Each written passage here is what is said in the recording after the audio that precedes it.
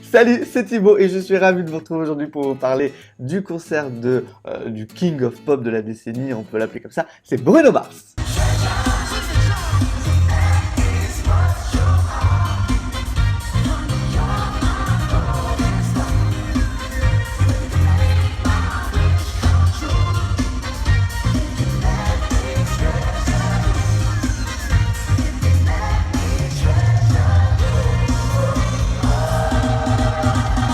Bruno Mars, c'est un artiste que j'avais envie de découvrir depuis quelques années déjà, surtout après avoir raté sa précédente tournée en 2013.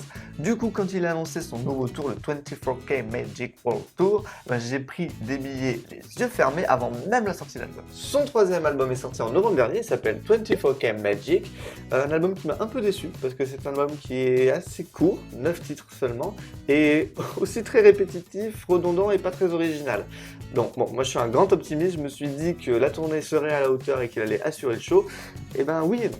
Alors oui, ça reste un gros show à l'américaine. Déjà, on est direct dans l'ambiance quand on arrive avec ce rideau et où il y a une énorme couronne qui est imprimée dessus.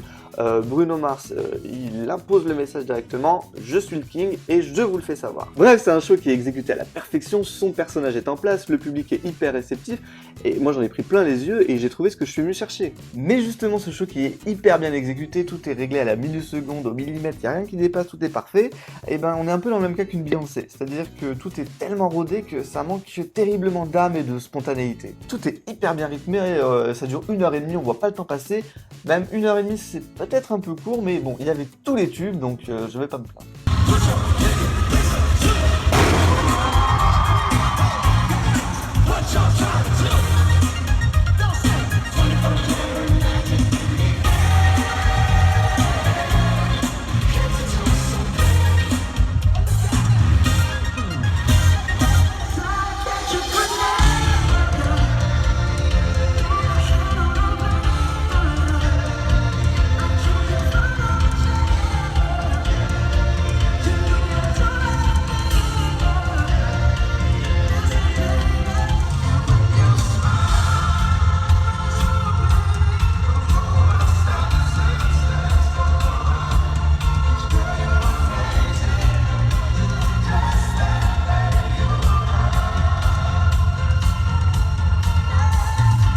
Mais le point qui m'a vraiment déçu de ce concert, c'est la structure de la setlist.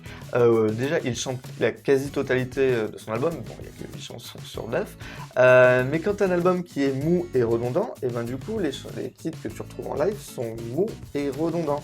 Et surtout, la setlist est hyper mal structurée, c'est-à-dire que durant toute la première moitié du spectacle, il chante tous les titres de l'album, donc une première partie qui est molle et redondante, où le public a eu un peu du mal à accrocher. Alors il a juste mis Treasure au tout début du spectacle, mais sinon après quand il enchaîne les Perm, Chunky, Calling Her My Love Is, le public le public dont je fais partie, hein, on a du mal à rentrer dedans, tout se ressemble un peu, il n'y a rien qui se détache, c'est un peu dommage.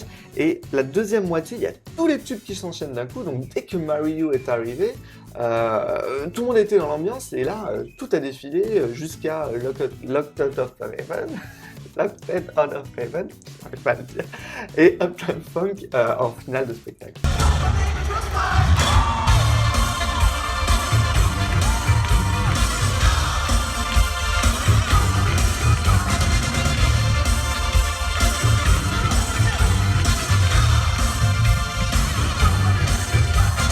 Alors je peux pas dire que c'était un mauvais spectacle, car ça ne l'était pas, et puis je suis quand même ressorti en ayant passé une bonne soirée, hein, même en y repensant là, quelques temps plus tard, mais ce que je garde comme sentiment de ce spectacle, c'est l'impression d'avoir assisté à un show vraiment générique. C'est-à-dire que j'aurais pu le voir le même à Paris, à Berlin ou à New York, ça aurait été la même chose. J'ai pas eu le sentiment d'avoir assisté à une soirée qui était unique et quelque chose d'un moment vraiment particulier. Je pense que je retournerai le voir en concert, mais cette fois-là, j'écouterai l'album, et si l'album me plaît et que je trouve les chansons accrocheuses, là j'irai directement. Voilà, c'était mon débrief sur le concert de Bruno Mars, j'espère que ça vous a plu. Si ça vous a plu, vous savez ce qu'il vous reste à faire, lâchez les pouces bleus de partout. En attendant, vous pouvez toujours liker ma page, visiter mon blog, vous abonner si ça est là, et moi je vous dis à bientôt.